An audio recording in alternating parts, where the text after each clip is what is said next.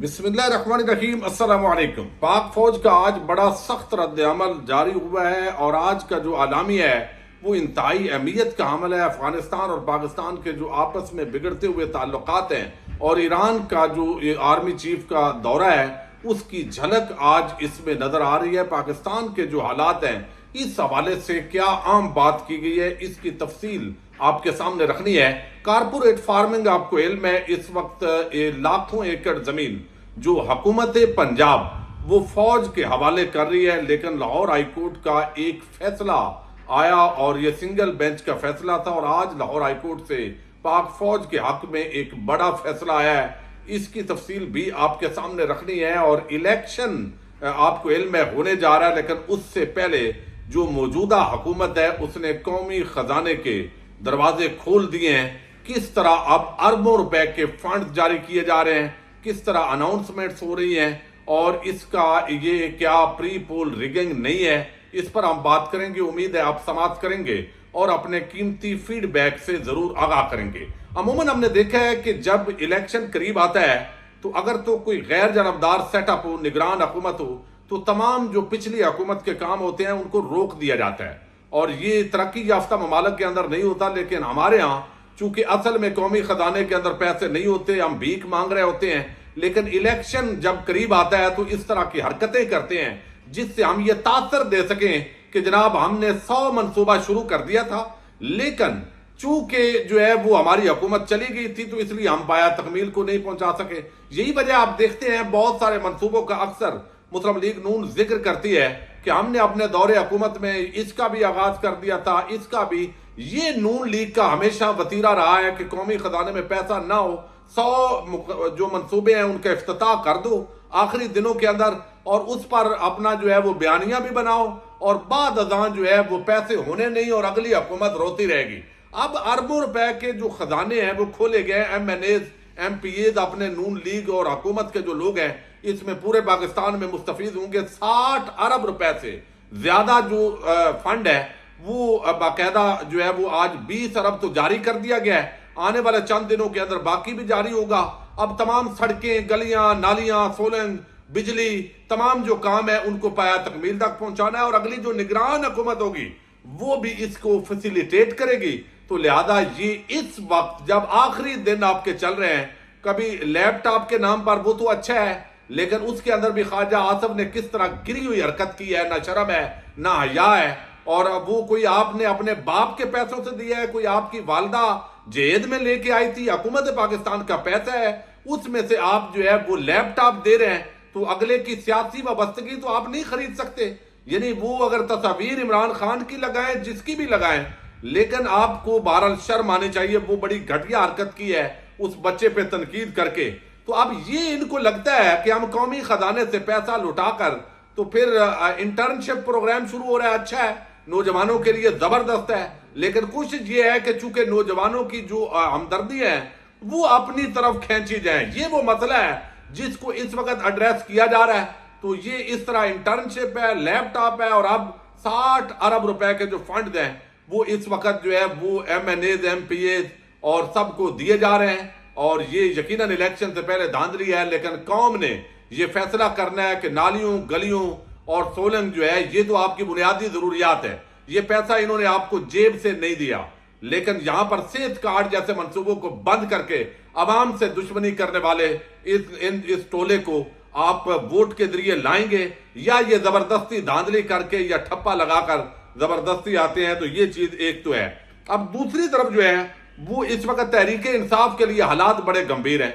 जिस तरह परवेज खटक की जमात बनाई गई, जो लोग जेल में थे, जो थाने में थे, जो कस्टडी में थे, उनको ला के बिठा दिया गया। तो ये वादे तौर पे पता चल गया कि ये किस तरह 2 नंबरी हो रही है। आज प्रेस क्लब कराची के बाहर से PTI के इंफॉर्मेशन सेक्रेटरी है जनरल जाफर उल हसन, उनको गिरफ्तार किया गया। PTI के ये जो है वो 3 कारकुनान गिरफ्तार हुए हैं, यानी पीपल्स पार्टी, नून लीग, फजल रहमान, ANP, MQM सब जो है उनको खुली छुट्टी है, लेकिन तहरीक इंसाफ जो है उसको कुचलना है। और बाद में इन्हीं जो सहाफी हैं, जो सहाफियों के लिबादे में जरदारी और शरीफ माफिया के नौकर हैं, इन्होंने भंगड़े डालने हैं। जो है वो देखा PTI का तो कोई वोट ही नहीं है भाई, आप लेवल प्लेइंग फील्ड नहीं दे रहे। آپ ان کو چمٹے ہوئے ہیں، ہر جگہ پہ آپ پکڑ رہے ہیں، تو یہ نہیں ہو سکتا۔ دوسری طرف جو ہے وہ کارپوریٹ فارمنگ کے حوالے سے یہ بڑا عام معاملہ ہے، اس پر بہت سارے لوگ تنقید کرتے ہیں کہ پاک فوج ہر معاملے کے اندر گھس جاتی ہے۔ تو اب یہ کارپوریٹ فارمنگ، بہت سارے لوگوں کا تو کہنا ہے کہ ڈی ایچ اے اور باقی جو زمینیں لی ہیں، جو بڑے بڑے افسران کو دی ہیں، وہاں پر تجربہ کر کے آپ دے دیتے پہلے، لیکن یہاں پر لاہور ہائی کورٹ نے فوج کو 20 سالہ لیز پر زرعی زمین دینے سے روکنے کا اپنا سابقہ فیصلہ معطل کر دیا ہے۔ اب یہ پہلے سنگل رکنی بینچ کا فیصلہ تھا۔ جسٹس علی باقر نجفی کی سربراہی میں 2 رکنی بینچ نے پنجاب حکومت کی جانب سے لاہور ہائی کورٹ کے سنگل رکنی بینچ کے فیصلے کو کالعدم قرار دینے کی درخواست کی سماعت کی ہے۔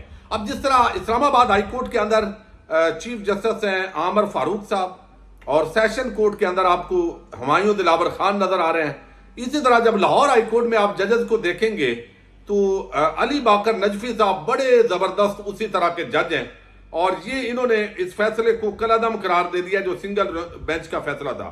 اب پنجاب حکومت کی جانب سے درخواست میں کہا گیا تھا کہ سنگل بینچ کے فیصلے میں تضاد ہے، درخواست گزار متاثرہ فریق نہیں ہے، زرعی پالیسیوں کو ریگولیٹ کرنا عدالتوں کی ذمہ داری نہیں ہے۔ پھر انہوں نے کہا سنگل بینچ نے فوج کو زمین دینے کے نوٹیفکیشن کو قانون کے برعکس کالعدم قرار دیا۔ فوج کے مطابق قانون کے مطابق نگران حکومت سابقہ حکومت کے کسی نامکمل اقدام پالیسی کو تکمیل کر سکتی ہے۔ یہ منصوبہ نگران حکومت نے نہیں، اس سے پہلے منتخب حکومت نے شروع کیا تھا۔ قانون کے مطابق نگران حکومت سابقہ حکومت کے زیر التواء فیصلے یا پالیسی کو نافذ کرنے یا اسے حتمی شکل دینے کی مجاز ہے۔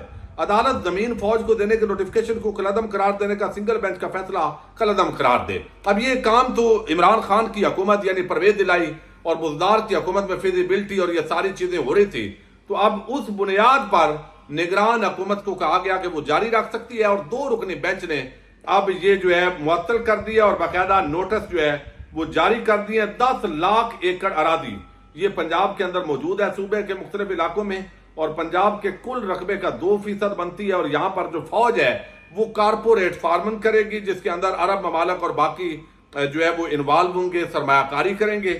تو اب یہ پکی زمین عوام کے بعد میں رہے گی یا فوج کے کھاتے میں پڑ جائے گی، یہ وہ معاملہ ہے جس کو جو ہے وہ ہم اکثر لوگ جو ہے وہ ذکر کرتے ہیں۔ دوسری طرف یہی جو بینچ ہے جو علی باقر نجفی صاحب اور عالیہ نیلم صاحبہ، انہوں نے پرویز الہی کے حق میں جو سنگل بینچ کا فیصلہ دیا گیا تھا، جس کے اندر کہا گیا کہ ان کو کسی بھی مقدمے کے اندر گرفتار نہ کیا جائے، تو حکومت نے وہ فیصلہ تو پاؤں تلے رون دیا اور 1 مہینے کے لیے ان کو نظر بند کر دیا۔ لیکن اب اس کے اندر بھی آج بڑی ڈیولپمنٹ ہوئی ہے، جس میں پرویز الہی کے حق میں یہ جو فیصلہ ہے یہ بھی انہی جج صاحب علی باقر نجفی صاحب اور عالیہ نیلم صاحبہ، یہ انہوں نے اس فیصلے کو بھی معطل کر دیا۔ لہذا چودھری پرویز الہی جو ہے وہ جیل میں رہیں گے، اور 4 مئی کو یہ جو پورا مقدمہ تھا، اب اس کے اندر جو ہے وہ کہا گیا جی 2 رکنی بینچ کی طرف سے نوٹس جاری کر دیے گئے ہیں، اور چودھری پرویز الہی اب جو ہے وہ تقریباً مزید 10-15 دن کا نوٹس کر دیا ہے، تو اس کا مطلب ہے وہ مزید اندر رہیں گے۔ یہ بھی علی باقر نجفی صاحب کی سربراہی میں جو بینچ ہے اس نے زبردست فیصلہ دیا ہے جی پرویز الہی کے خلاف۔ اب دوسری طرف جو ہے وہ آج کور کمانڈرز کانفرنس ہوئی ہے، اور یہ کور کمانڈرز کانفرنس اس لیے اہمیت کی عمل ہے کہ اب چونکہ جو افغانستان کے ساتھ پاکستان کے معاملات ہیں وہ مسلسل بگڑ رہے ہیں، ٹی ٹی پی کی جو کارروائیاں ہیں وہ بڑھ رہی ہیں، اور افغانستان کے اندر ہمارے جو آرمی چیف ہیں اور وزیر دفاع کے مطابق وہاں پر جو ہے وہ اب ان کی پناہ گاہیں، وہاں پروٹیکشن ان کو ملتی ہے۔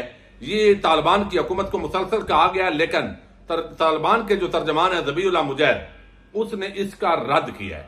دوسری طرف آرمی چیف 2 دن پہلے آپ کو علم ہے کل ہی 2 روزہ دورہ مکمل کر کے وہ ایران سے پہنچے ہیں، تو اس تناظر میں بھی اور پاکستان کے جو موجودہ حالات ہیں، اندرونی جو عدم استحکام ہے اور جو پالیسیز اس وقت فوج کی مدد سے حکومت چلا رہی ہے، وہ ساری چیزیں بھی اس کے اندر ڈسکس ہونی تھی۔ تو یہ آج جو بیانیہ جاری ہوا ہے میں آپ کے سامنے رکھ دیتا ہوں۔ اعلامیہ کہیں یا بیانیہ کہیں، آئی ایس پی آر کے مطابق پاک فوج کے سربراہ جنرل عاصم منیر کی زیر صدارت 298ویں کور کمانڈرز کانفرنس ہوئی ہے، جس میں ملک کے داخلی سیکیورٹی صورتحال پر تفصیلی بریفنگ دی گئی ہے۔ کور کمانڈرز کانفرنس میں جس میں دہشت گردی کے خطرے کے خلاف مادر وطن کے دفاع میں بہادر سپاہیوں کی مسلسل قربانیوں کو بھرپور خراج عقیدت پیش کیا گیا ہے۔